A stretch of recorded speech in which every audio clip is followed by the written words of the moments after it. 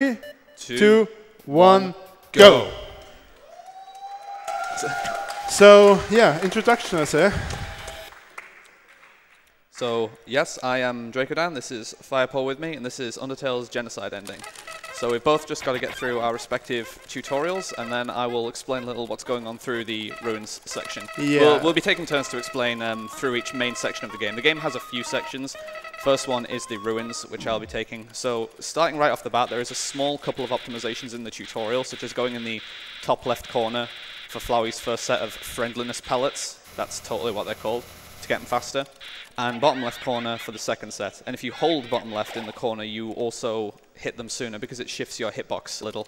So after that tutorial's over, Toriel's going to come and save us, guide us through the ruins, show us how to get through the puzzles. And we're going to immediately come to our first moral choice of the game. We get to choose whether to spare or kill a Froggit that's coming up. And this is going to set the tone for the run. We want to kill everything we come across in this run. And it's not even enough to kill everything we come across. We actually need to kill everything that exists in the underground. The main three ways that Undertale can be played is... Nice, good menu. You can do a neutral playthrough by just doing a combination of sparing and killing things. True pacifist by killing nothing. I'm going to miss that kill. 17, brutal. Alright. Alright, Firepaw's got an immediate advantage since he's going to be level 2, I'm going to be level 1. This is going to make my grind a little longer. The fun thing is, I need to talk. We talked about this at the dinner tonight. Yeah, said worst thing that can possibly happen is that we miss the initial Froggit. So Firepaw's probably going to have a little bit of a lead, but I'll just make it up later by, you know, pressing buttons better. So missing that Froggit doesn't lock me out of a Genocide, but it is going to make my grind a little longer. Genocide is initiated by killing a certain amount of enemies per area. For the ruins, it's 20 enemies, and that Froggit doesn't count. So regardless of whether I got that Froggit or not, I've still got 20 enemies to kill. The difference is that when I start the grind, I'm going to be at level 1, which makes my attacks weaker. So for Whimsons, which are the best enemies to encounter, I'm still going to be able to kill them in one hit, but for Froggits, I'm going to have to go for stronger hits to make sure I get a 2-hit kill since they have 40 HP. So the first encounter comes in this next room. There's a little bit of RNG in the step counter in this game that dictates when the encounters come, so yeah, that was a late encounter. So if I'd moved as quickly as possible, I wouldn't have gotten that encounter there. And we've both got our first encounters. We've both got Whimsons, and now we're starting to grind. The most efficient way to grind kills in this game is to move between room to room, as we're doing here. Every time you enter a new room, it resets the step counter. And this budging up against the wall technique that we're doing is called wall humping. This is the most efficient way to get encounters, since the step counter just progresses when you are moving in general. Oh, wow, look at that damage roll. And so the step counter continues to progress as long as you're holding up and down against a wall like this, so we can still get encounters without needing to actually physically move around. And in this first half of the ruins, there's two different encounters you can get. As I said, Whimson and Froggit. Whimson is a 1-hit kill, Froggit is a 2-hit kill, so we want to see as many Whimsons as possible. I've already gotten a few. Please give me a good damage roll here. Nice, I've gotten 2 29s. This is absolutely terrible.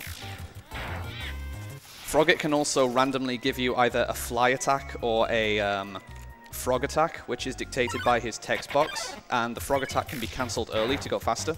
So if we get Froggits, we want to see those. Now that I'm level 2, I can take my attacks a little faster by attacking when the cursor is not yet in the center of the screen. So that's my 4th kill, I believe. Yeah.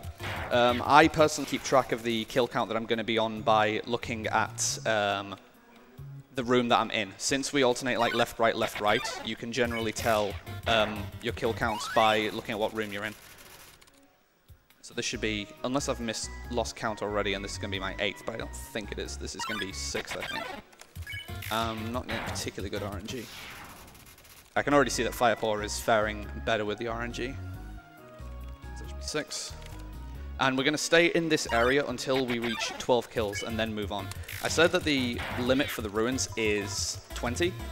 We're going to stay in this area until 12, because another element of the grinding in this game is that as your kill count increases, the encounter rate diminishes.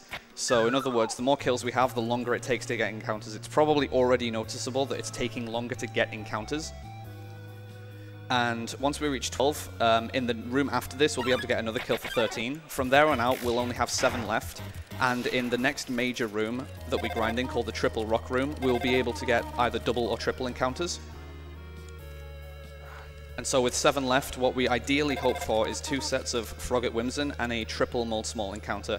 But the RNG in that area is very volatile. Like, just because Firepaw has a lead now, it does not necessarily mean that he's going to maintain that lead based on what Triple Rock Room gives him. So we'll see. I'm not even entirely sure if I'm on the right kill count, but it's something that I'll be able to fix through improvisation later, so we'll just see.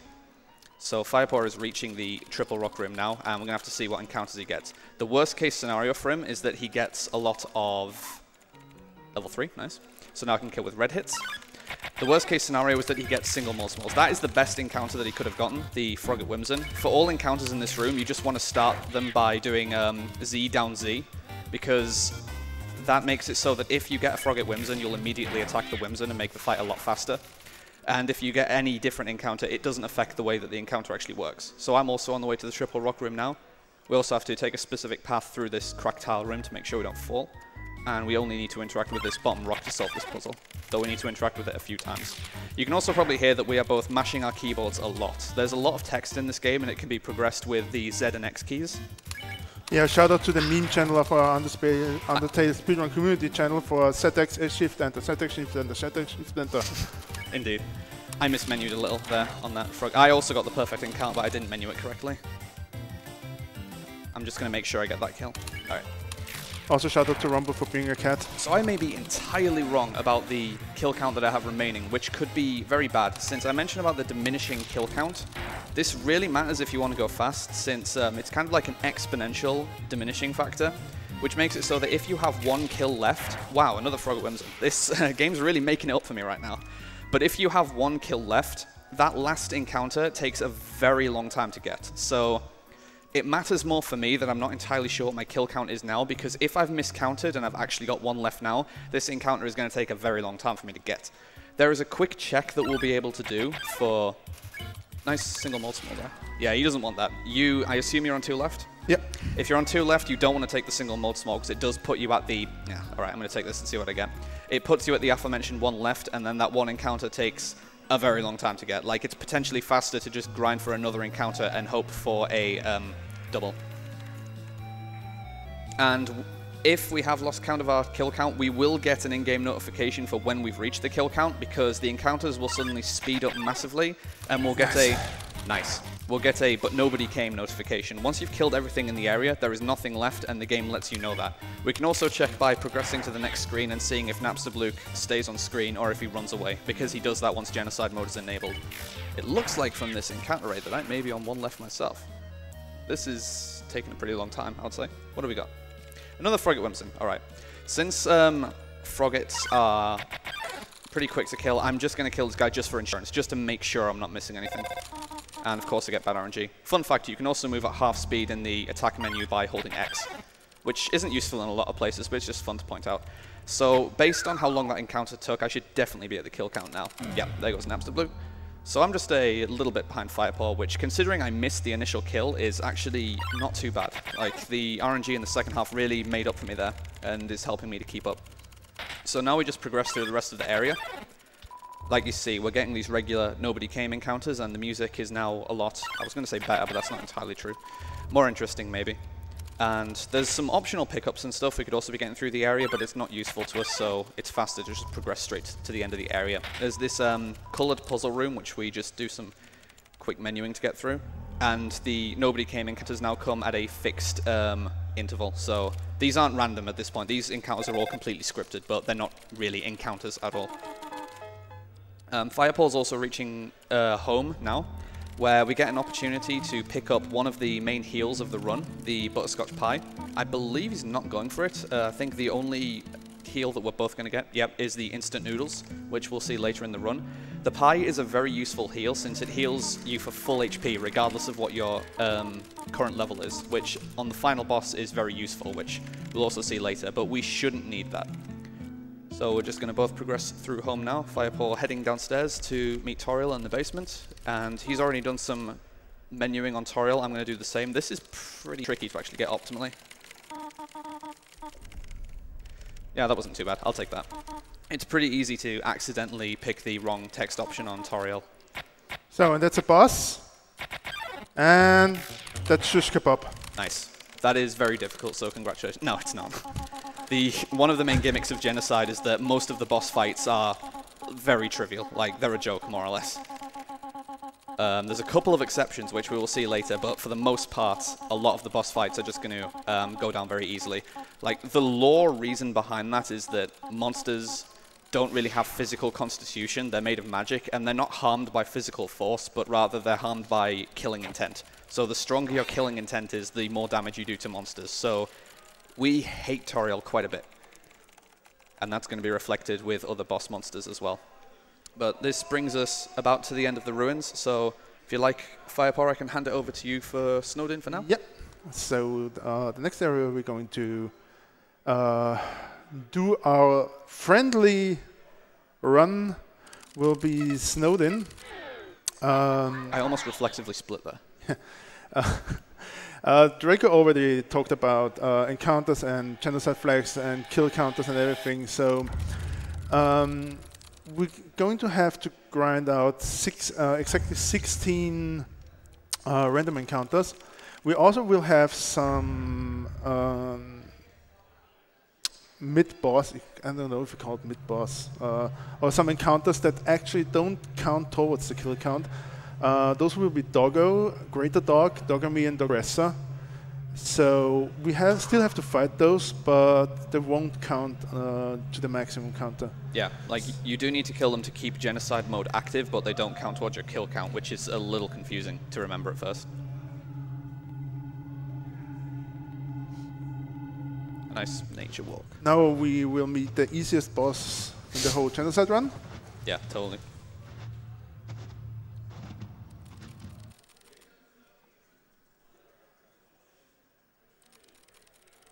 Oh, I'm catching up. He's not moving. Look, we're exactly the same place. It's fine. We're tied.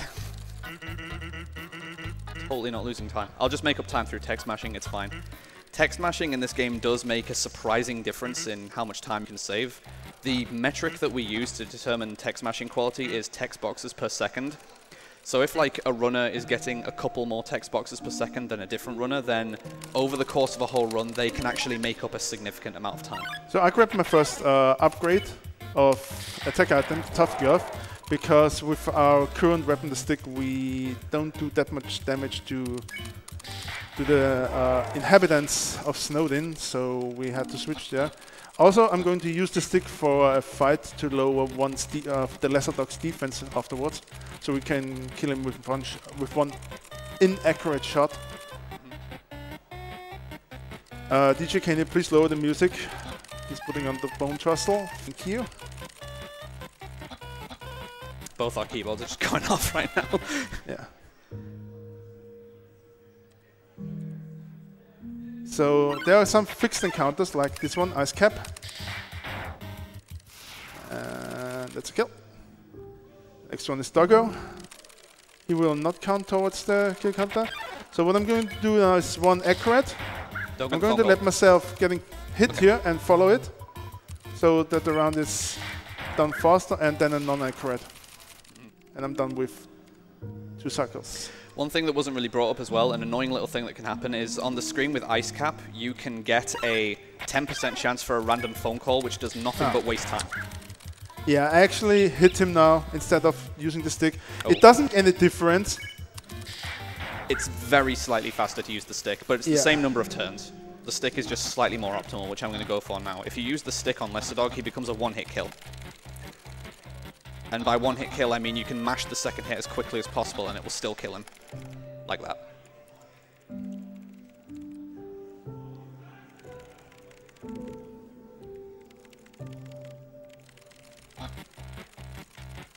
Also, all the puzzles are disabled, which is nice. Yeah. One thing about the Genocide run is in general that the puzzles, which you normally do in a neutral or true pacifist run, are actually disabled already, like this one here. So I'm going to grind out another encounter here before the Dogami Dogoressa fight. And let's see how many. That's 2. I believe that's worse for the start of the grind. Yeah. You want more frequent encounters rather than larger numbers. So I'm going to see what I get. We're either going to get this encounter that Firepaw has or this one. Why did I select Jerry? Because we all hate Jerry. I'm still in Ruins mode of menuing down to Whimsun when I get my encounter. But yeah, it's because I hate Jerry. Oh, dang it. Everyone knows a Jerry. Yeah, actually hit him too early. I needed to go into red, but yeah. So I got 1, so that means I have 12 left? Yeah, I've got 12 left because the kill count for Snowed-In, as Firepaw mentioned, is 16. Yeah, and I have 11 left right now. Nice. So the reason why we're going to kill Doggeressa first is so we can lower Dogami's defense by a huge amount, so we can kill him actually in one cycle. I also got bad RNG in this fight. There's 2 different attacks they can use. The axe attack that Firepaw has and the dog attack. The dog attack is slower, so of course I got it twice in a row.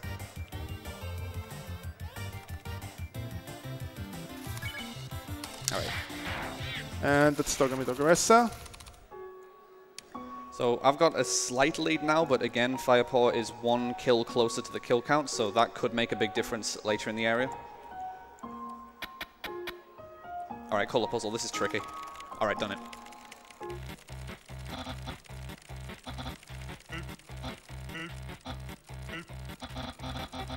Pretty hard.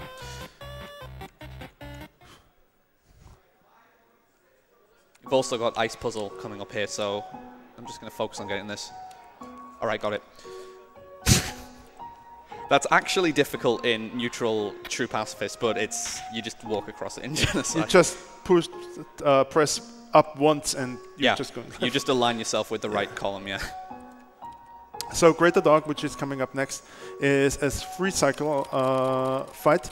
What we hope for is to get that little dog that's sleeping or barking at the bottom, so we can hit him and end the round immediately. Yeah. Probably not going to happen, but yeah. This is a coin flip, basically. Didn't get it. I've got 1 more chance for it. Actually got it. Nice. I got it once. It's possible for this fight, as well as the Dogami and Doggeressa fight, to be 2-hit kills, but you need to be level 8 to get 2-hit kills. And in order to do that, you need to do an early grind, which risks getting single Snowdrakes, which are 2-hit kills, and that's really slow. It's theoretically faster to do the early grinded Snowed-In, but it's an RNG fest that no one's going to go for. Yeah. If a TAS is made of this category, that's what a TAS would do.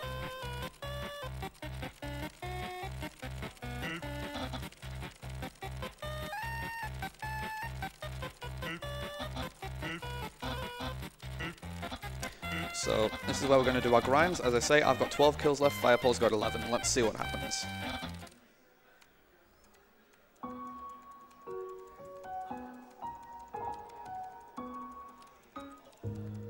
That encounter was fairly late, actually. Alright, that's good.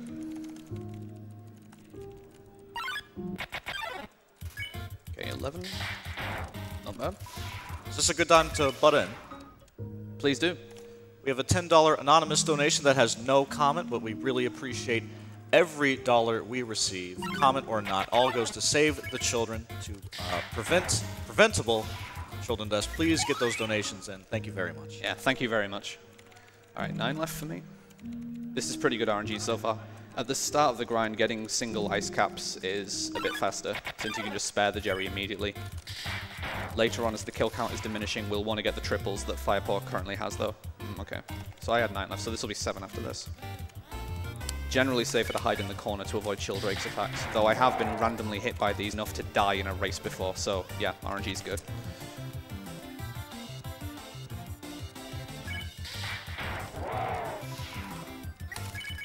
Alright, come on. Okay, 7 left.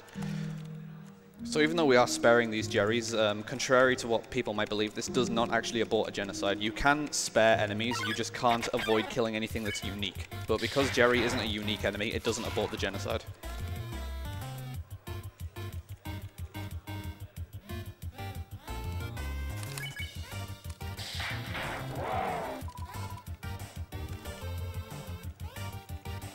Alright, this is going to put me at 5 left. Your health's looking a little there. Careful.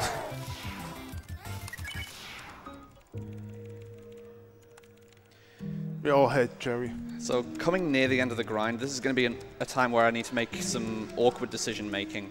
Because we're going to either get doubles or triples, I'm not entirely sure yet how I want to play the end of the grind. I've got 5 left. If I get a triple, I'm inclined to just... Alright, fine. Alright, I'll take this one, leave me with 4 left. And now I'm going to hope for 2 triples so that I can kill the Ice Cap and Childrake and then not have to kill any Jerrys. The reason we're avoiding Jerry is you saw the accidental hit I did before. Jerry has a ton of defense, so he takes a very long time to kill. He takes like 10 hits to kill. So we'd rather not do that if we don't have to. I, for instance, have the problem that I forgot how many I killed right now. So I need to listen to the acoustical trigger. Yeah. Of the Genocide. I'm on 3 left. If I get a triple, I'm just going to kill everything. Yeah, if I get the triple, I'll kill everything too. But actually, I know how many I have left depending on the sound. It depends on the music. I already inherited. No. Is that early? Yeah, too early. Okay. So I need to grind out another one. Alright, so I got an Ice Cap, so I've currently got 2 left. So I need to get another encounter, and I just need to hope that this isn't an Ice Cap Jerry now. Killing an Ice Cap and Jerry isn't too much slower than killing an Ice Cap and a Childrake, because Jerry actually makes the enemy's attack cycles take longer each turn, and Childrake's always going to get 2 attack cycles in, but still, I'd rather just, you know, go faster.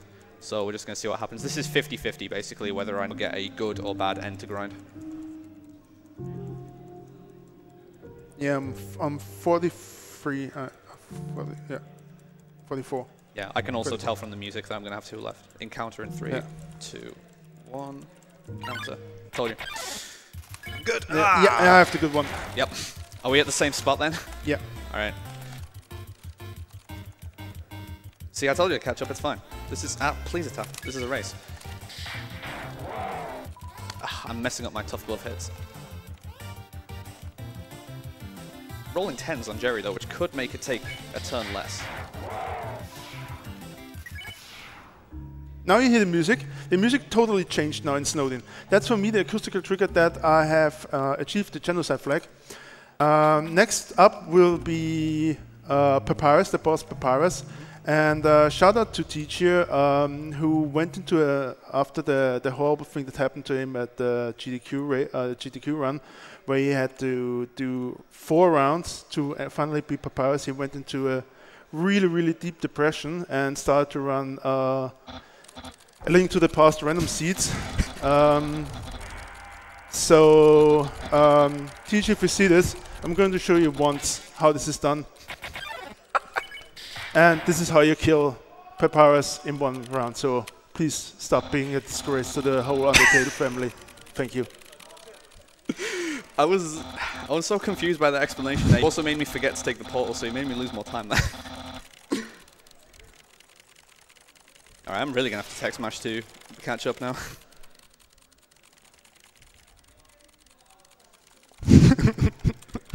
Alright. So yeah, that's Snowdin. Yeah, that's pretty much all of Snowdin. So we're going to be entering Waterfall now. Once I get into Waterfall, I'll try and explain some stuff that's going on. First of all, Firepaw is going to reach an area where we've got an optional defensive pickup behind this waterfall here, which if you really struggle to avoid hits, it may be worth picking up, but once you know what you're doing, it's not really worth going for. It just wastes time to pick it up. We actually go through more or less all of this run with the default defensive item, which is the bandage, which gives us no additional defense, but it does have the perk of allowing us to escape from every fight on the first turn, which is used in a couple of spots. For the first couple of encounters in Waterfall, we're actually going to run away from the enemies that we get, because again, they're not unique enemies that we get. We can encounter them again later, so we can run away from them without aborting a genocide. And it's faster to run away from them because we'll first encounter them while we still have the Tough Glove, which is a weaker weapon, which will be a 2-hit kill on those enemies. This is Monster Kid. Monster Kid really loves to collect pennies. Oh, look, a penny. Yeah, there you go. And yeah, but since he has no arms, he has to pick them up with his face. Mm-hmm. So Firepaw's about to get the first encounter. The first 2 encounters are scripted. So this is Aaron, which you just run away from. Aaron and the first Washer are 2-hit kills. Aaron is always a 2-hit kill, actually. Even once we have the next weapon, the ballet shoes, and we've leveled up to 10, Aaron is always a 2-hit kill, even with a perfect hit. So whilst we are doing the grind at the end of this area, we want to see as few irons as possible. Because muscles are not cute. So I'm also going to be finding Aaron, and I'm going to just skip him immediately. See you later. And Firepaw's coming up to the first main chase section. Undyne chases you with some spears here. It's more or less the same every time. There's a little bit of RNG variance in where they go, but it's not too tricky to just avoid them all as they're coming towards you. And every time they catch you, it just initiates like a pseudo battle sequence, which loses a few seconds. And if you're at low health, you can risk taking a death there, so you just want to avoid getting hit at all if possible. Not bad. It looked like there was a little weird maneuver he did there that looks like it shouldn't have worked. The character's hitbox in this game is a little odd. The character model, the way that it is, spears can pass through the top of your head and they won't hit you, but they can pass by the bottom of your feet and they will hit you. It's like your hitbox is disjointed from the character model. Like right there, a spear clearly went through my head and didn't hit me. So as long as you're aware of that, you can actually exploit it in some places. So we both got clean spear sections. It's possible to get hit in this second section, but 99 times out of 100, you just hold right and you don't get hit by the spears. You more or less have to try to get hit there.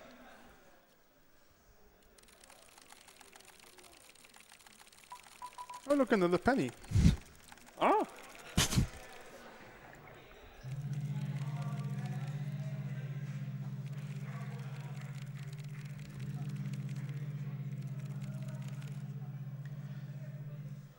So Firepaw's reaching the area where he's going to get his first actual encounter, followed by the weapon that he's going to pick up. At the end of this room, he's going to wait for the double mold small encounter, which we can one-shot with the tough glove.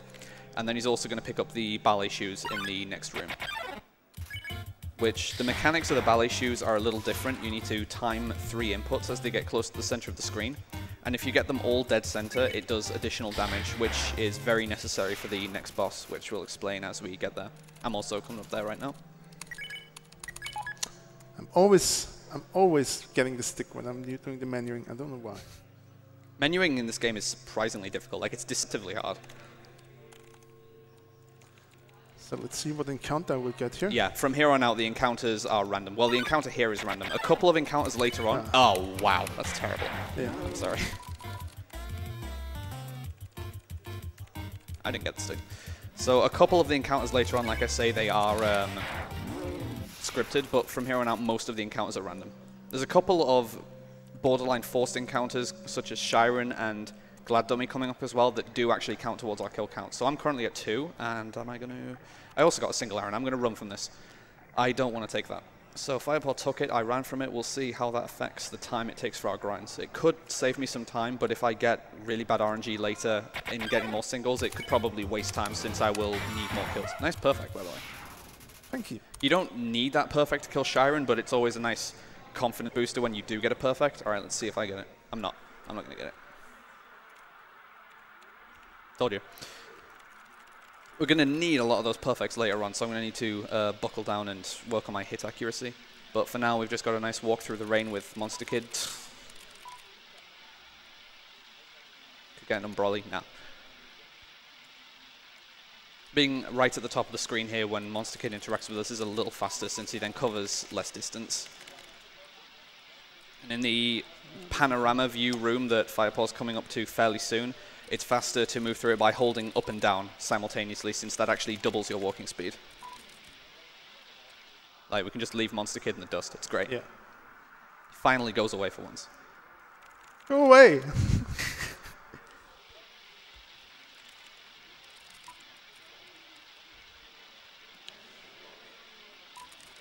So we're going to be coming up to the second chase section right here, which is going to feature a little bit of manipulation as well. Undyne follows us with some more spears. This time the volleys come out of the ground, and she's going to try and aim for where we're currently walking. So it's possible to misdirect the spears. Like if you're walking like down against a wall like I am now, I'm holding down and right, the spears are going to try and spawn down and right relative to where I am. So I can force a lot of them to actually spawn out of bounds and make it so that they will not hit me.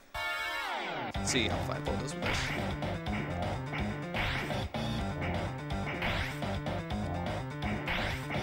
Like, you can see that most of the spears are just spawning completely out of his way.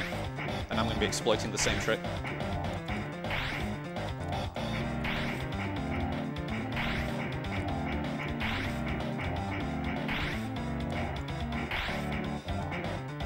Ah, dang it. Accidentally my button got stuck.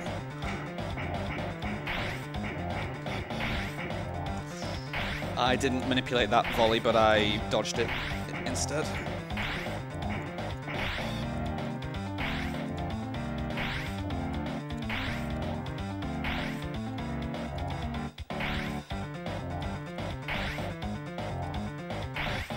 All right, clean second space section for me.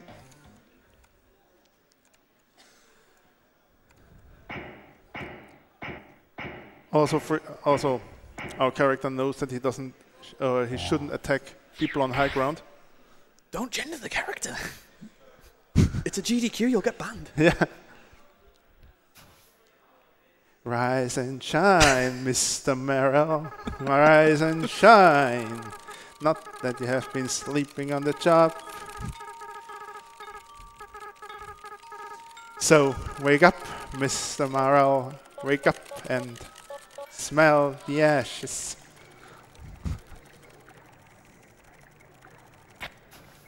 Ooh, we got blessed. Oh, wow. We are blessed by Jesus Frisk. Jesus Frisk, very nice. This doesn't help, it's just yeah, a it's nice just touch. random memes. I didn't get it, because I'm bad. I can't hit pixel perfect tricks, I'm sorry. So I got, what did I get? I missed the single Aaron, so I was at 2, then Okay, Sharon was 3. I need to recount now. Wait a second. Yeah, 2, we both do. 3, 4.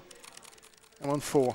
Normally, I'm on just 2, because I got the mold smalls and then I missed, so I'm on 3. So this will be 4, 5, so I'll be at 5 after 10.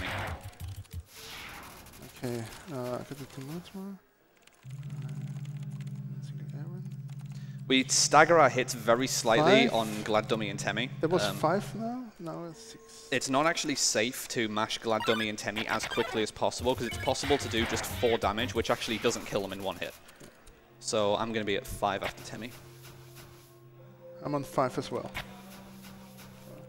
How can you be on 5? You No, I'm 6. Yeah, I was going to say you took the Aaron.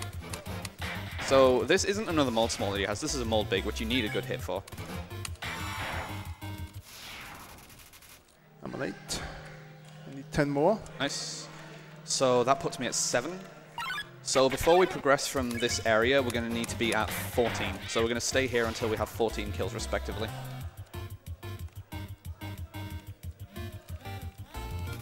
Oh, you take this Aaron. Interesting. I'm going to spare this Aaron, because I do not like it. So that puts me at 8. So I need 6 more kills. I can count. I watched Sesame Street.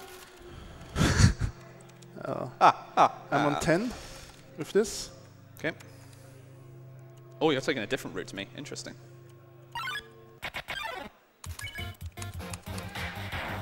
That also puts me at 10. So if I get 2 more doubles here, that's optimal. It's possible to get single Temmies here, which could really... Why do I even... Can you... Oh, come on. Someone just turn my mic off so I can't jinx myself. Seriously. Don't actually do that. So I'm at 11 now, so I need 3 now. Temmie is at least fast. Like, Temmie is optimal if you've got 1 left in your grind. I was on 6 with the Temmie. 8, 10, 12. I need 1 more, yeah. Alright, so I need one. What am I doing? Alright. Yeah, I think I need 1 left. Yeah, to progress from this area. So this is correct what I'm doing now, I think. It's difficult. It's actually difficult to keep a mental come on, count. again, a 69. Right. I'm just gonna have to trust that was correct because I got another Temmie. So wait, there's no way that's correct. I'm gonna get 2 more. There's no way that's correct. Either that or you're grinding out a long, but nobody came. That encounter, yeah, maybe, but that encounter was so early that I don't believe that I have. Yeah. I got this really early too now, but I don't know why. Even if I do get but nobody came, it's fine. It's not fine. What am I doing? That was terrible. Alright.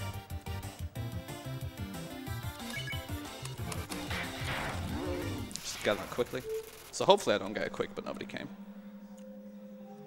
No, that doesn't look like nobody came to me. So chances are I'm on 1 left.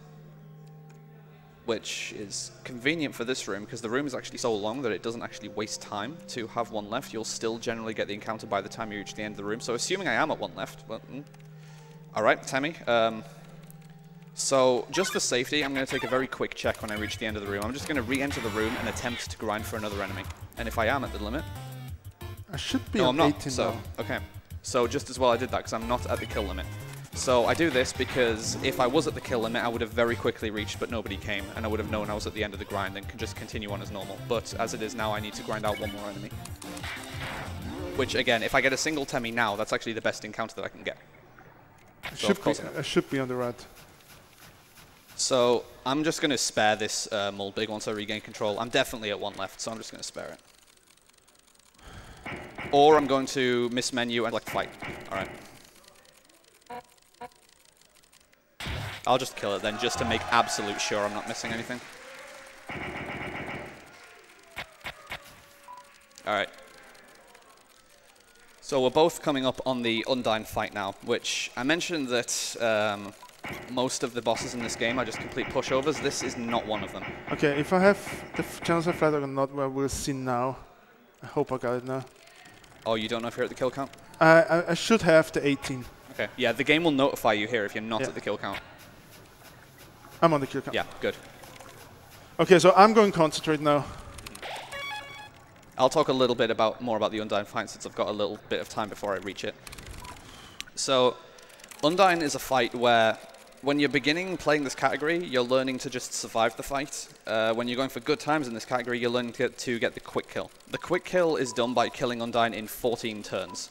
Undyne has 23,000 HP, and I may as well take a safety save here, it costs no time. So she has 23,000 HP, and so since you have 14 turns to get the quick kill, that means that you need to average, I believe it's 1,652 damage per turn to meet the quick kill requirement. Otherwise, you waste about 15 seconds waiting for one of their attacks. It's difficult to do that much damage since you need to get almost perfect hits with the ballet shoes. You can afford very near misses, but not very many. Okay, concentration time now. Yeah. I'm also going to focus once I'm in the fight. Decent start.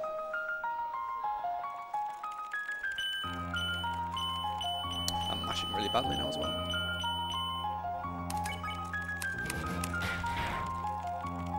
Free.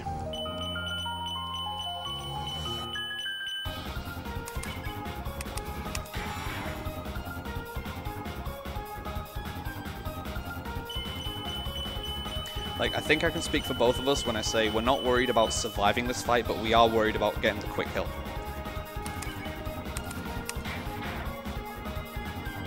Well, I'm not getting it.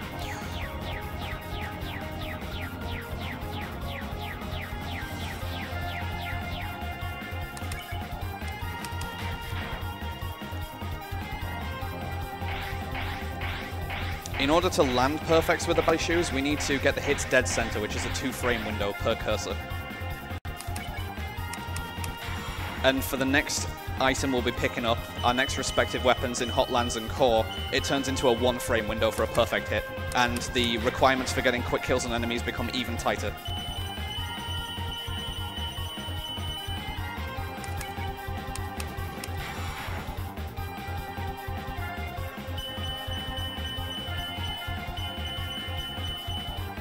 So coming up for Firepaw is the brutal attack that everyone hates. Everyone has their own different strat for avoiding this.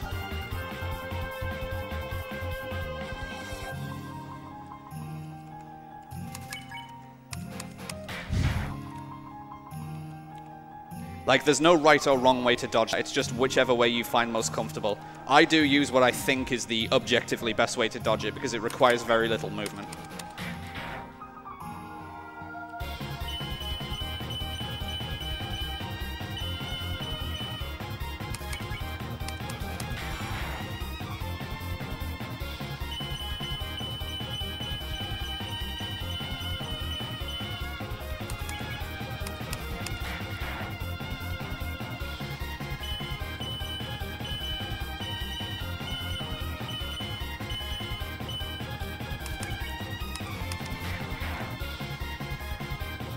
No quick kill for me.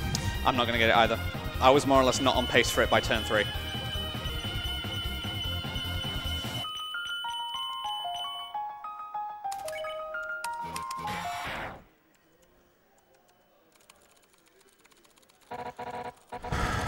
Sushi time.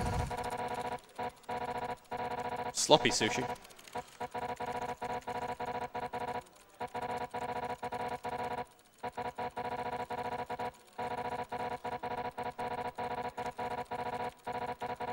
Did you at least no-hit her? No. Rubbish. Rubbish.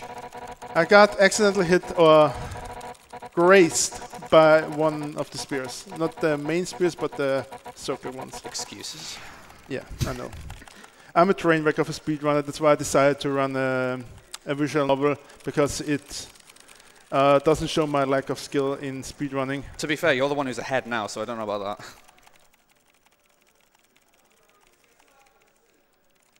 I only have to mash away text, so I can cover my lack of skills in speedrunning with that. So you've got an actual glitch coming up, right? Yes, I'm having an actual glitch coming up. It's called the early pan, hopefully. Early pan is done by doing a text overflow, which gives me an item manipulation to get a pan early, the weapon of the weapon of my choice, for the rest of the run. So let's see if I can get this. Yeah, perfect. Good start. It's not over yet. Nice, got it. That's not trivial, so that is very nice that you got that. So that gives him the instant noodles and his next weapon, the burnt pan, since for some reason the game considers them, I think, to be in the same item pool. So if you try and collect the same item twice, it just gives you the next item, which is the burnt pan. For me, I'm going to forgo that, and I'm instead going to go for a different weapon in the next store, the empty gun. Yeah, poor Vulcan. At the next store, I'm going to pick up the empty gun and the cowboy hat, since I've got a lot of money, since I've been killing a lot of things. Also, should still be sub-mech, even though he never did a run there. I almost didn't kill Vulcan there. So next is Thunderplane. This isn't actually a trivial hit either. Nice. Thunderplane has 80 HP, which is quite easy to fluff a hit on and not get a one-hit kill, so we're always happy to not waste time there.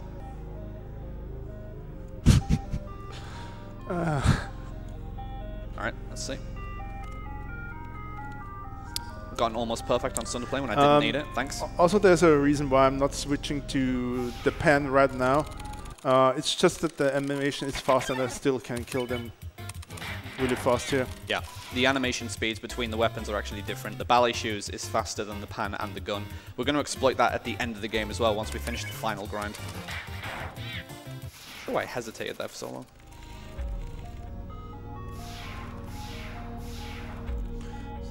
Nice, got the random attack, which we can just hide out in top 4. You normally take a hit going up there, but only one. Alright. So next up is the only kill that I really, really hate. Are you a Muppet fan as well? Yes. I don't understand that. Does Spider have puss-puss? I can't understand that.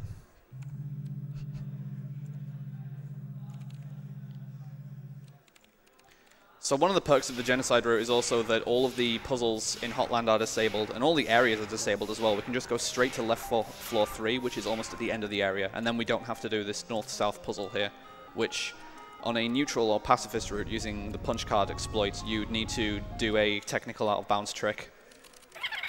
But in Genocide, we can just walk straight through.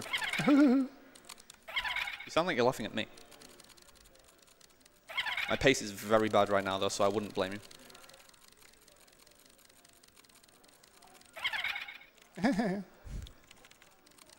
Sorry, Muffet. Save a slight bit of time there by holding down on the spiderweb. And by slight, I mean it probably saves frames. So I'm going to switch to my last weapon for this run. Then I'm going to use the Burn Pan. Burn Pan is actually an upgrade, of course, an upgrade to the Pellets use. And it uses for the critical, it uses 4 hits in the middle to actually, you have a normal critical, you could say, and you have a quadruple. And the quadruple is actually doing even more damage than the normal critical. To be honest, for the last 35 kills, I mainly only need a triple or a critical hit. But there are certain enemies like the Mad Jack or the Night Knight who actually need a quadruple. Yeah. The reason why I'm getting here something is just in case I'm getting hit or something that I don't need to get back actually to the save point and heal myself up. We experienced everything already. Yeah, and I'm stopping off at my own shop to get my own equips. Yep. So the cowboy hat and the empty gun. It seems strange to get an armor, but the cowboy hat gives you increased attack power as well, so it actually removes a couple of potential damage ranges from getting low damage rolls. It's one. So you can see the slow cursor that Firepaw gets there with the burnt pan, and once I get into with the empty gun, you're going to see that mine is a lot faster with the empty gun.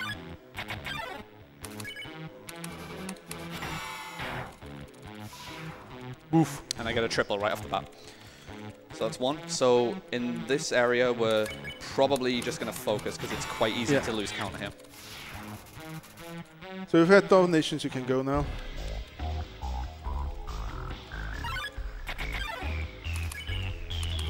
Well, instead, let's take time to talk about Save the Children. It's founded nearly 100 years ago and today works in 120 countries, known to be one of the most efficient and effective charities in the world and one of a few that focus on children.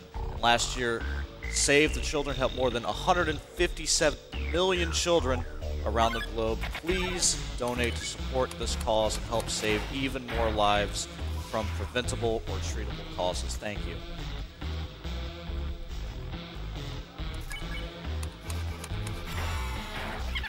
First few encounters here are scripted.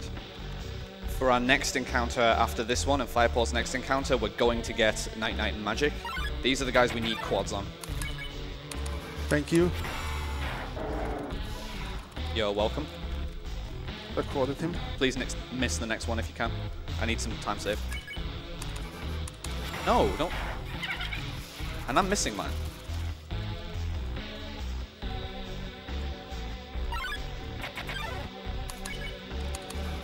That's the best thing you can get, a triple. Gee, God.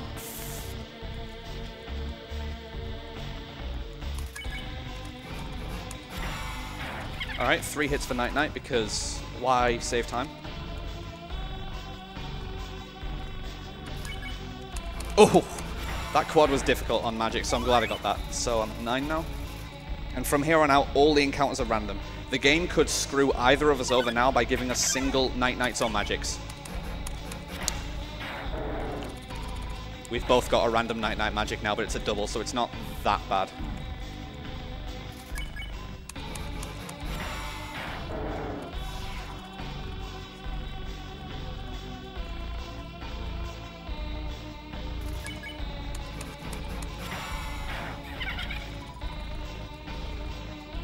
Like I say, all these perfect hits that we're going for are frame perfect. This is a 30 FPS game, but still, it's not easy. So that's 11 for me.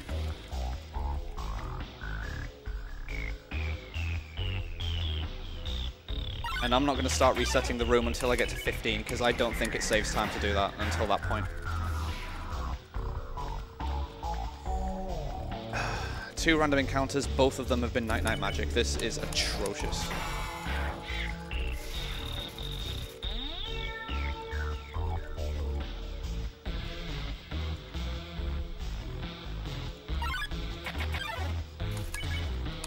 Okay, quad, good. So I'm at 13. This is going to be my last encounter before I start resetting the room to reset the step count. If I can get literally anything else, just give me anything else. Okay.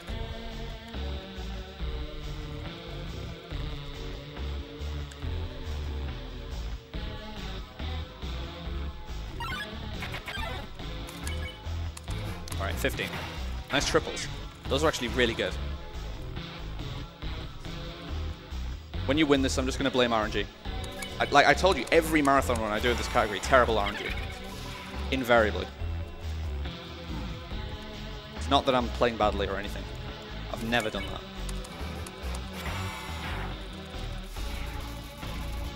Alright, 17.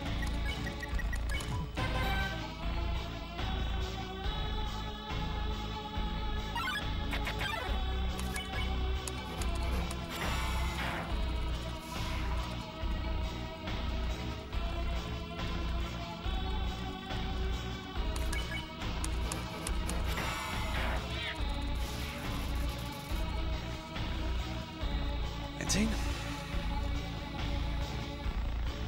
Cookie, don't. No. No.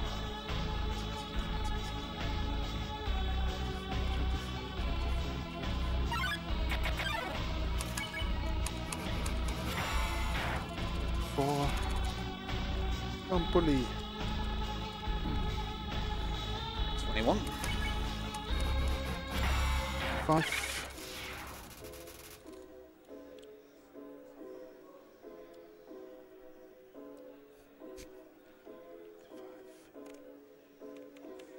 I've got a triple. It's my first triple. Thanks, game. So this will be 24 for me. This could actually save an encounter, so this could be good. 6.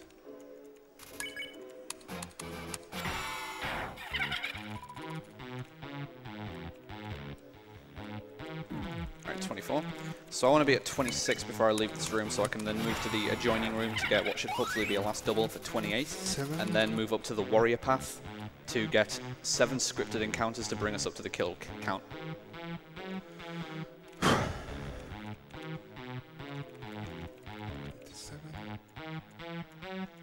So you only need a single here. So if, weirdly, if Firepaw gets a single,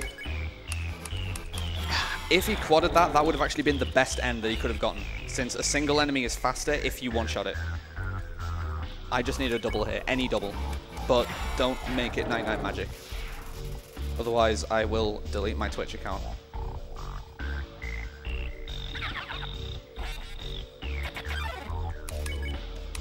Alright, I can continue to stream after this event. Good.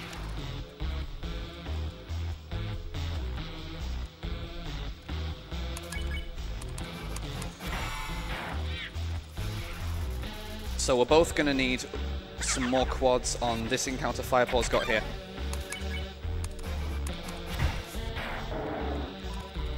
This is the last set of night-night magic we have in the run, and the encounter after that is the last actual encounter of the run.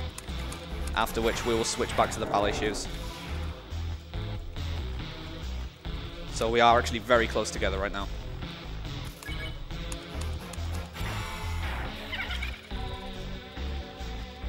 I'm spaghettiing very, very hard. Watch me get a quad on this next hit when I no longer need it. Alright, never mind.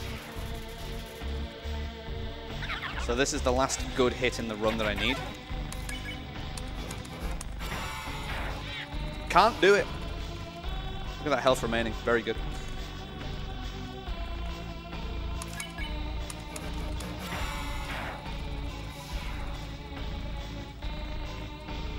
So Firepaw's probably going to have about a 20-second lead entering Sands at this rate.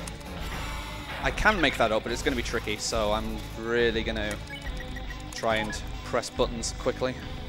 Okay, so there's actually an optical trigger again that gives me the insurance that I have to, and that's this.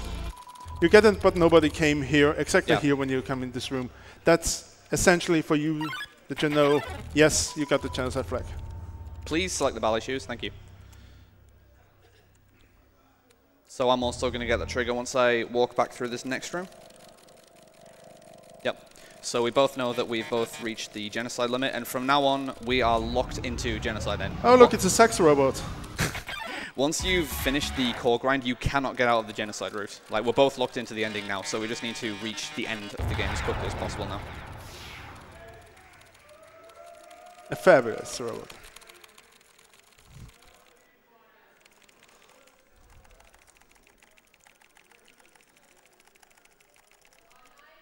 Alright, that fight's pretty difficult, so I'm glad that went well.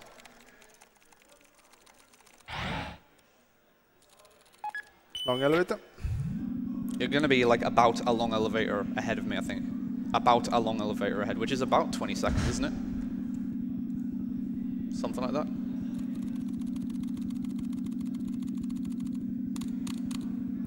So next up is the flowy tail. Dude, he's exactly a long elevator ahead, I said.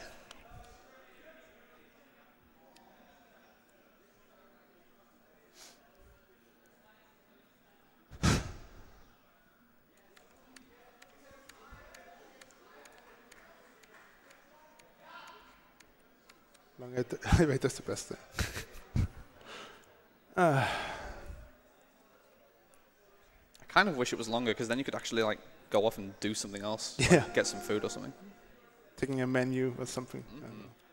Cook a 6-level menu and stuff like that. Solve a jigsaw puzzle. So actually I'm not piano mashing here, I'm just spamming both buttons at the... Yeah, random mashing in this section. Yeah, because it's actually faster than normal piano mashing. So normally in runs I would just take a safety heal at that save point. I'm ignoring it though because we're both going to take a safety save before sands. Like, it would be very brave to not take a save before sands in a marathon.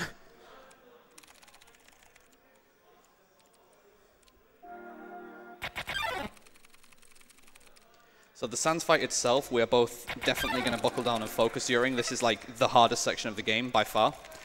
So we're just going to explain a little here.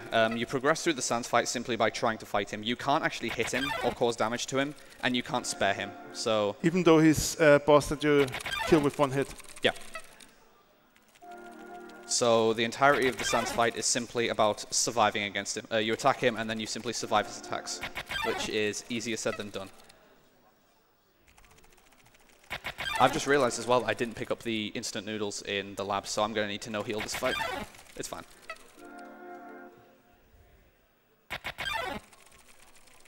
Like I said I was going to do that, but then I completely forgot. It's fine though. Spoilers, I could easily die here.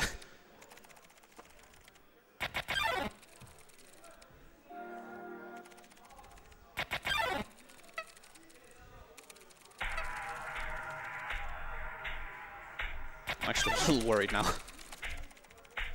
Kinda didn't practice this fight.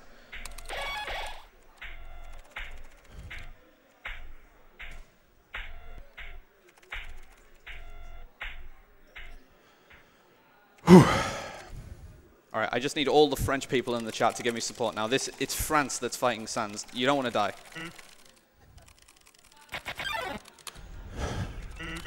Beautiful day outside. Birds are singing. Flowers are blooming. On days like this, speedrunners like you should be burning in hell. Yes. Good luck, Firepaw. My hands are cold. That's going to be my John when I die.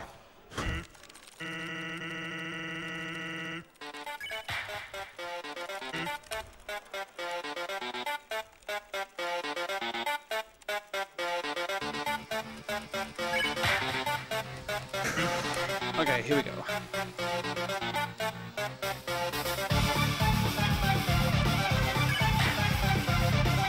Basically, whoever finishes this fight first has won the race.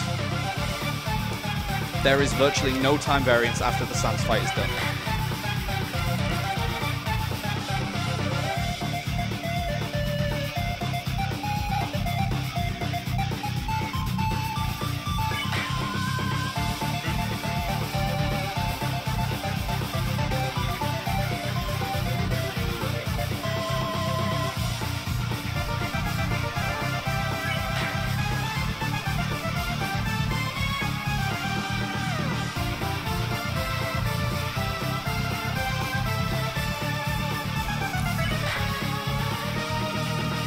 Doing.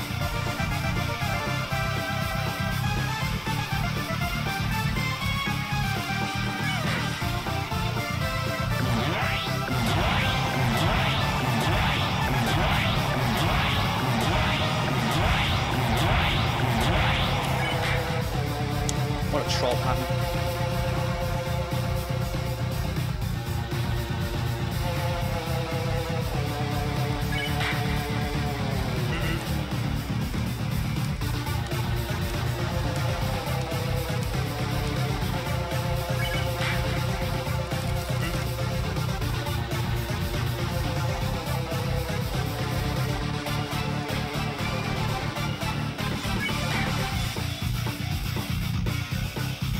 Literally just concentrating on nothing but my breathing right now.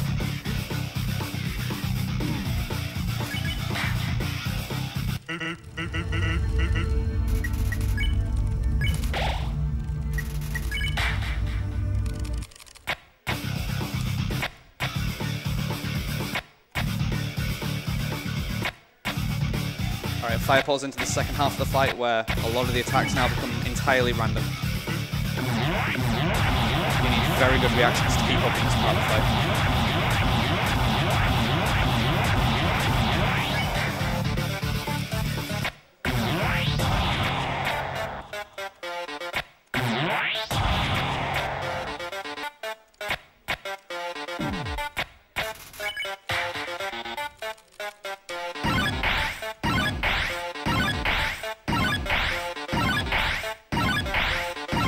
Dangerous.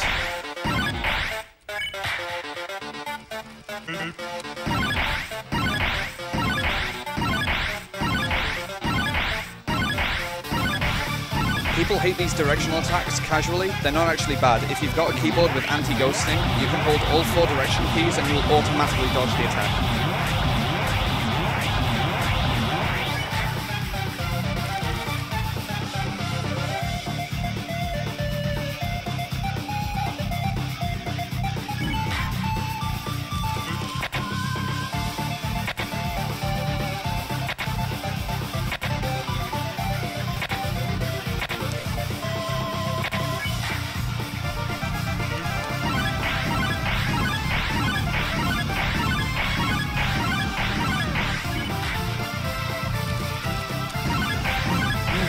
Four.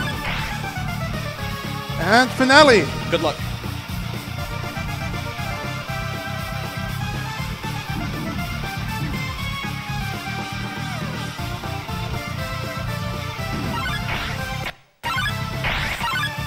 I'm also coming up on the finale.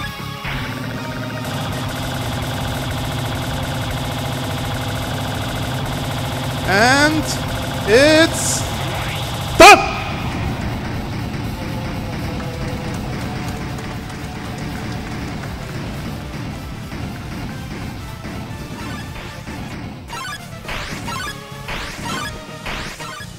I'm also entering the final phase.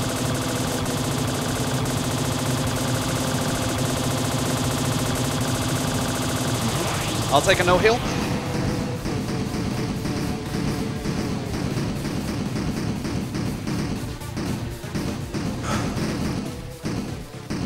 Hey, you've even got health remaining, not bad.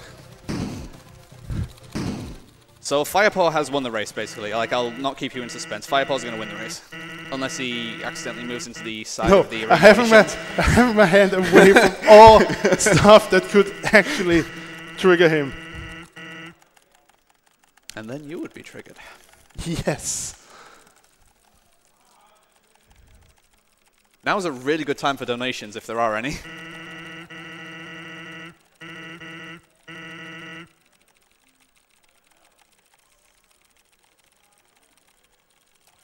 We don't have any currently, but instead we can give some shout-outs to some of our sponsors. Mainly Elgato Gaming for giving us the stream deck for prizes. Sourced most of the new streaming PC that we've been using to give you all the best crisp quality that we give you. They've got an on-site presence here. They've actually got somebody going around helping and talking to people. And they've also got a video that we can show to you at some point. I'm sure we'll get around to that. Also Twitch for giving us the actual platform to stream on. And you know, this wouldn't be possible without them. I wouldn't really feel like YouTube would be a good platform for this. Just me? Shots, man. So I'm actually waiting now for Sans to fall asleep because I need to get to the fight button down there. And if you accidentally hit one of the borders, you wake him up again. So I'm keeping my hands away until his eyes are really where I want them to be. And we can see chat, so yes, Tej, we can see you. Thank you very much for the GG. That's not him sleeping, No. by the way. That's not him sleeping. He needs to be snoring. Yeah, he needs to be snoring. Draco, I would swear to God. No. There we go. Now it's safe.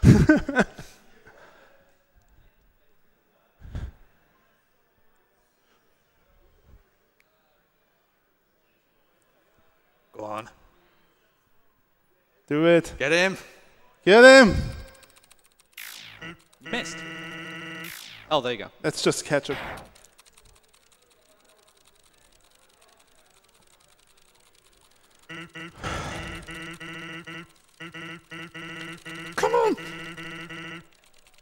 can still win. No, I can't.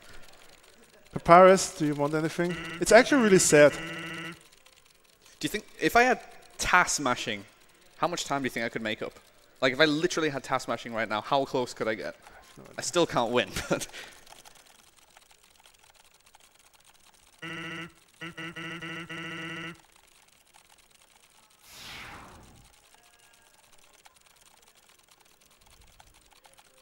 so chat decides erase or do not erase. I'm not erasing, but chat can decide for you. But I'm not erasing. Yeah. Chat, you can decide erase or do not erase. And if you don't mind, I'd like to commentate the genocide ending, if that's all right. Okay. Yeah.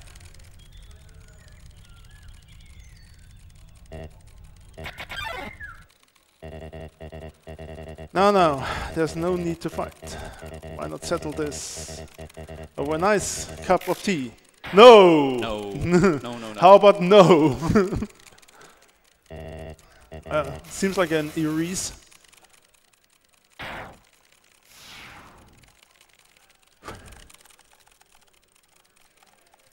It's still sub-max, so... Yeah. I'll just commentate on your screen as I see it. Yeah, it's important that it's sub-max, so...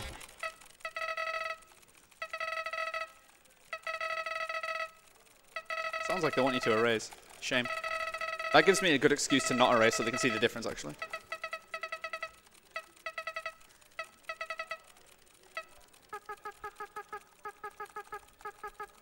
I hate throws.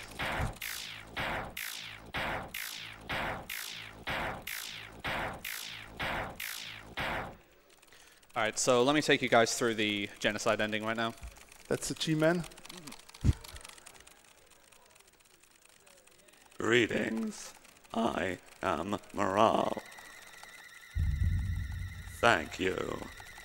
Your power awakened me from death. My human soul, my determination, they were not mine, but yours. At first, I was so confused. Our plan had failed, hadn't it? Why was I brought back to life? You, with your guidance, I realized the purpose of my reincarnation. Power. Together, we eradicated the enemy. Mr. And Freeman. became strong. HP, attack, defense, gold, EXP, love.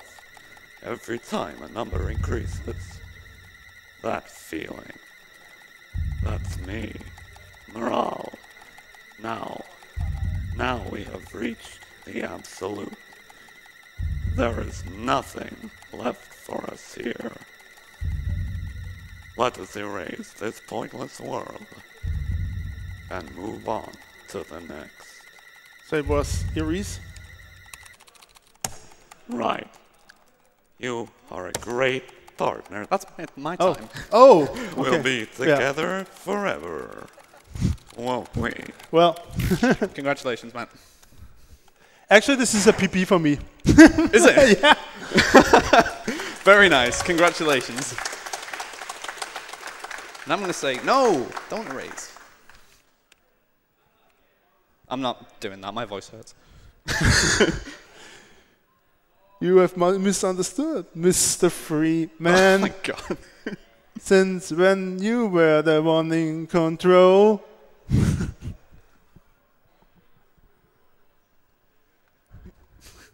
Hey, it's my desktop.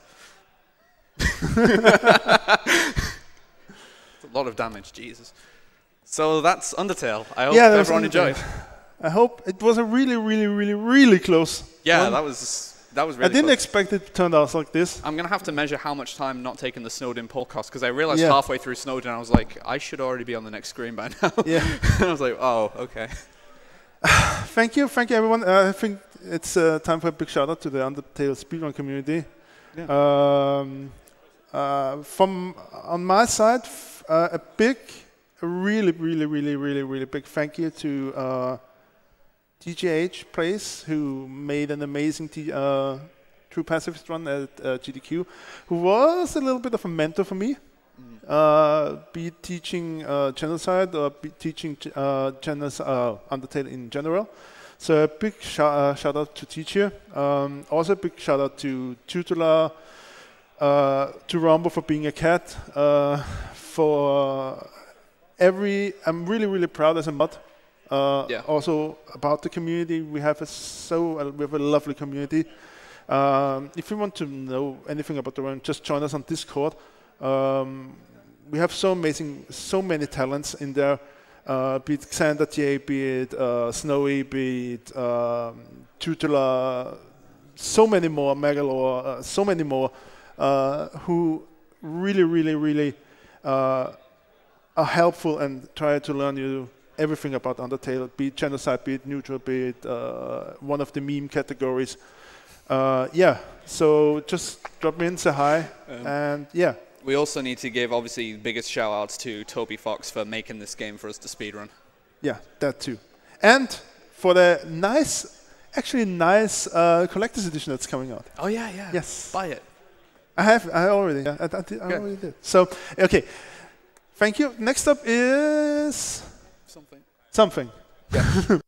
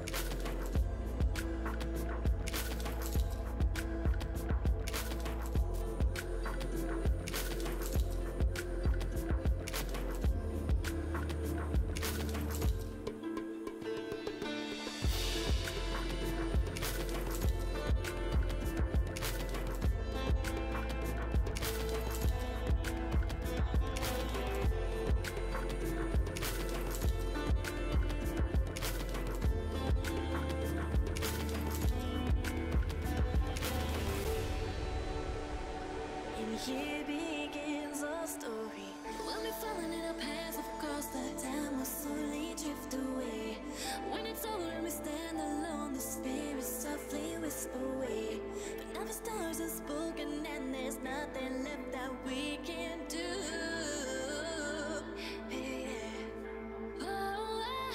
Once in a lifetime, there's a chance that we change everything. Follow footsteps from the past and I can tell.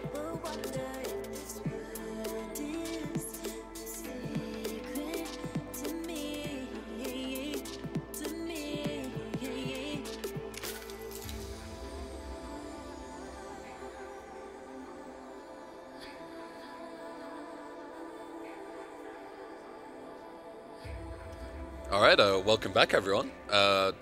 we've got the Undertale runners with us, Drakodan and not Fire Pit.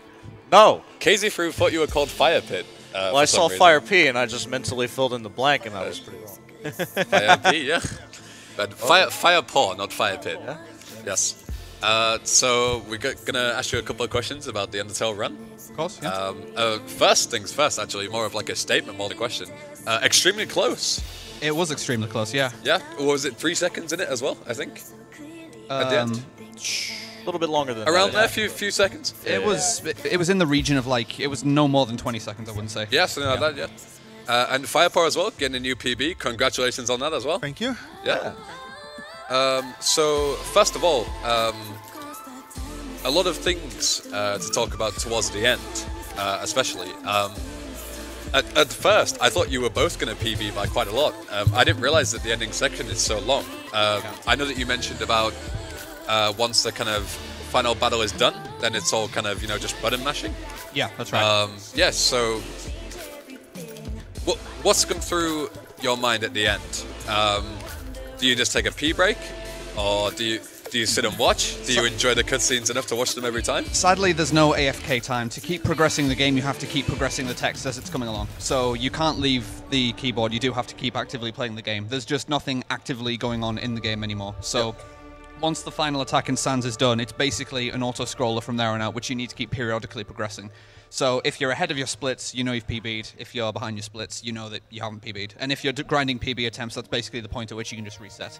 Though if you were grinding for PB attempts, you would probably have reset a lot before that because of all the RNG early on in the run. You want to talk about that a little bit? Yeah, so in general, Draco already said that Sans is pretty much the end. As soon as you hit the last... Well, actually, you already mostly know it before you come to the finale, if you're already here, because the time always is the same. You have a little bit of reaction. Draco already said it's kind of reaction-based, the last part. So, yeah. But in the end, for this race, in the end, it was probably 1 or 2 encounters in each, or 1 quad that I had maybe in core that actually brought him 20 seconds behind, so it was really cool. Probably if I messed up something, he would have gone into lead. Yeah, so quick kill is pretty much like 15 to 20 seconds, I think. And that could have made a difference, of course, if Draco, for instance, got it, then it would have been super close probably.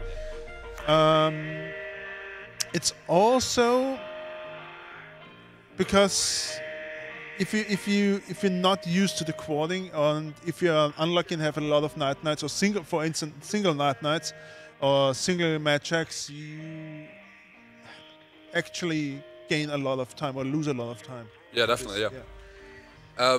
So regarding the categories, we checked it out on Speedrun.com, and we checked all the different categories, see what was kind of going on. Yep. Why did you pick the Genocide route for the marathon? Genocide is the only one, well, not the only one really. Neutral and True Pacifist are similar. Like, for the most part, for the first hour of the run, they follow the same basic route, and then they diverge a little. True Pacifist has already seen a major marathon run at AGDQ. TGH ran that. Genocide is the other big polar opposite category. It hasn't had a major marathon appearance yet. So this has basically been Genocide's first showing at a major marathon. And a race is a good format for it, I think. Since as a singular run, you saw the type of run that it is, where there's a lot of RNG, and the scale of how much RNG there is well reflected in a race, I think. In that we were both losing or gaining bunches of time everywhere, and it kept kind of evening out. There'd be gaps that kept appearing between our runs. At one point, I was ahead of Firepaw and Snowden, and then I was behind again, and it just keeps kind of going up and down. And that's represented well between 2 runners who are getting all the basic things right, but then just getting different RNG. So it was basically, I just think, a good excuse to show off this category at a marathon and see how different it is from True Pacifist. Because True Pacifist and Neutral are a lot more glitch-heavy than Genocide is. Genocide is virtually a glitchless run, but TPE and Neutral are pretty broken. You want to talk about that a little? Yeah, so as I have seen, the only really glitch that I used was in my version of the Genocide was the early pan. the text overflow that I did. Text overflows are normally a thing that you see in True Pacifist or Neutral. Text overflow, wrong warping, everything that you do with the punch card that you don't get in the Genocide run because the nice cream salesman is not here for this. There was already a discussion about this in our forum. What would be if we would have a punch card, if we could skip. I don't know if someone tried it actually. We have certain people who are doing task runs or program task runs, so it shouldn't be a problem normally to implement an early punch card or a punch card for the Genocide. Yeah. It's not an official category. Like the main runs are True Pacifist, Neutral, and Genocide. We have a couple of meme categories like Temi College or Lesser Dog or Hard Mode, or the New Game Plus runs, which are also quite different from the normal runs because you don't have the flower fight, you don't have Monster Tail, or you have Monster Tail but you can skip it and stuff like this. So all of these categories are really, really different. Even the glitchless category is really, really different from all the other runs. So if you choose to run Undertale, you actually have a huge variety of runs that you can practice, try, and just stick with the one you really like. So you have a huge selection that you can choose from. Yeah, great to And hear, that's yeah. what's making it so interesting. So what would be like the most accessible category for someone that wants to run the game, someone that's new, totally new to Undertale speedrunning? I would say Neutral is a good place to start. Just at Neutral any percent. Now that people have the choice between doing Neutral any percent and Neutral glitchless, Neutral glitchless is easier for the most part since you follow the Genocide route until Hotlands. So you basically do the run that we did until Hotlands, and then you abort the Genocide route and just finish it as a Neutral, since all the puzzles are disabled in Hotlands. But that means that you have to fight Undyne the Undying at the end of Waterfall. And Undyne is one of the hardest fights in the entire game, which as a beginner, we wouldn't want you to try and get consistent at that fight. So Neutral any percent has more technical tricks going on throughout the run, but the fights are a lot easier. So you can basically use debug mode to practice your trick execution and practice getting the punch card consistently, which is the item that we use to initiate all of the skips and cutscene skips, out-of-bounds stuff in Neutral. It's worth mentioning as well when we were talking about the different categories there, like what early punch card in Genocide would look like. The main difference that having punch card in Genocide would make is that we would actually be able to skip the Sans fight altogether. We already do like early punch card with hacked saves, and you are actually able to skip the Sans fight entirely if you have the punch card. Since I mentioned during the run that once you finish the core grind, you are locked into the Genocide ending.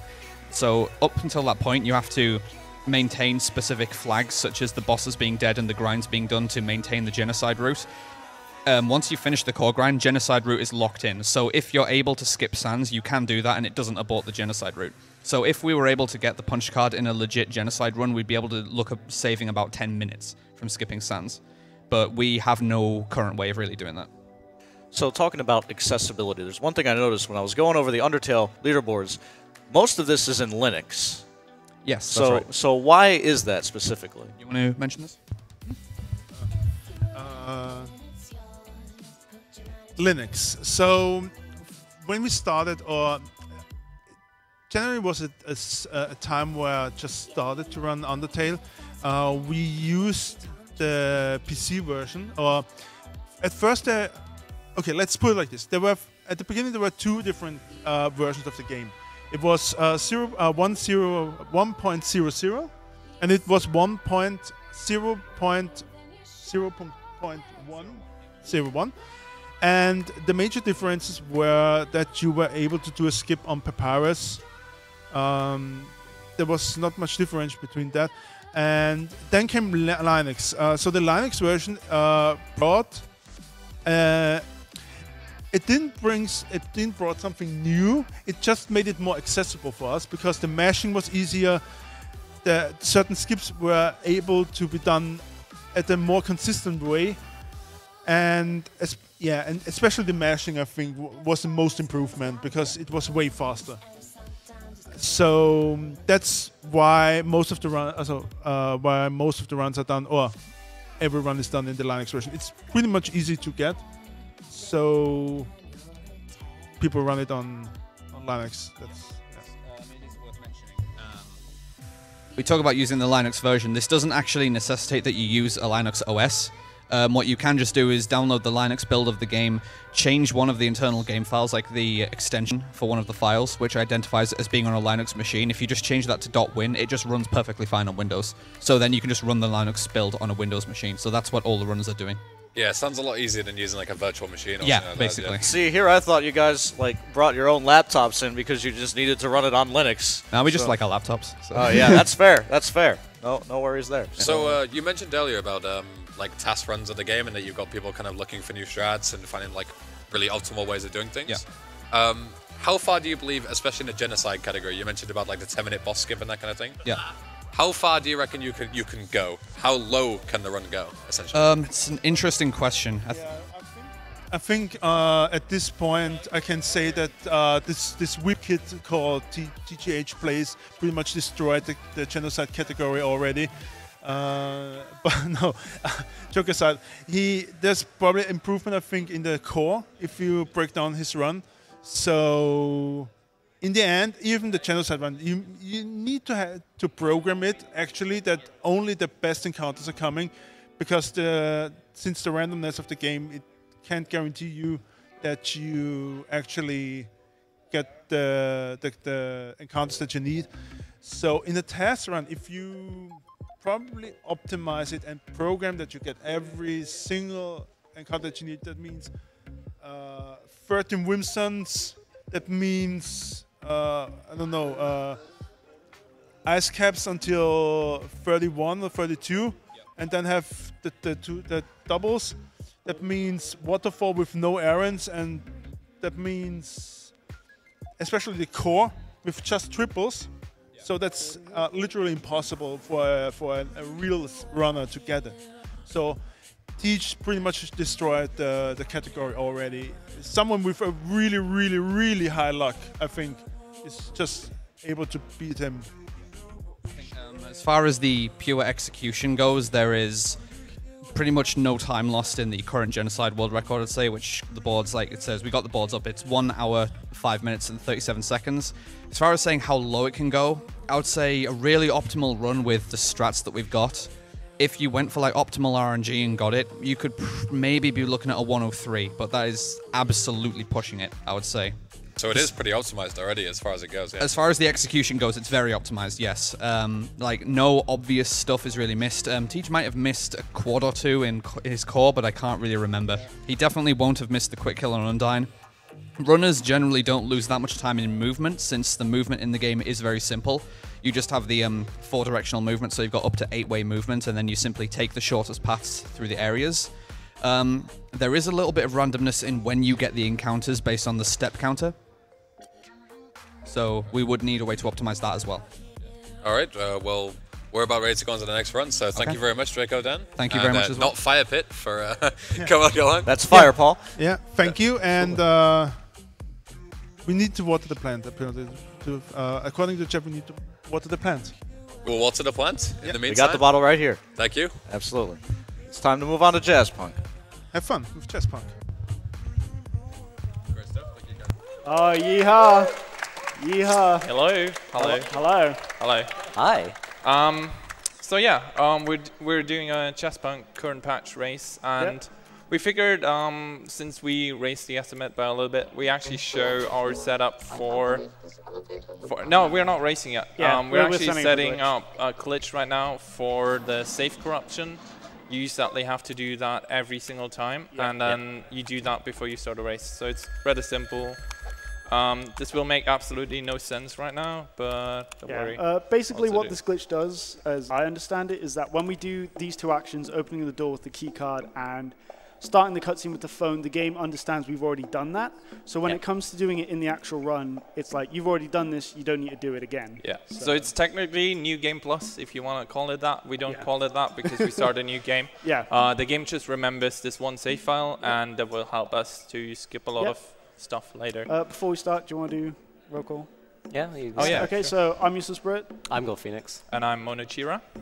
Okay, so yeah. And we'll just start from a cutscene because we start on first input. We're just going to do the same thing. We're going to start a cutscene and then Gold Phoenix can count us down. We're just going to start both times. Red one. All right. 3, 2, 1, go. Oh, yeah. Yes.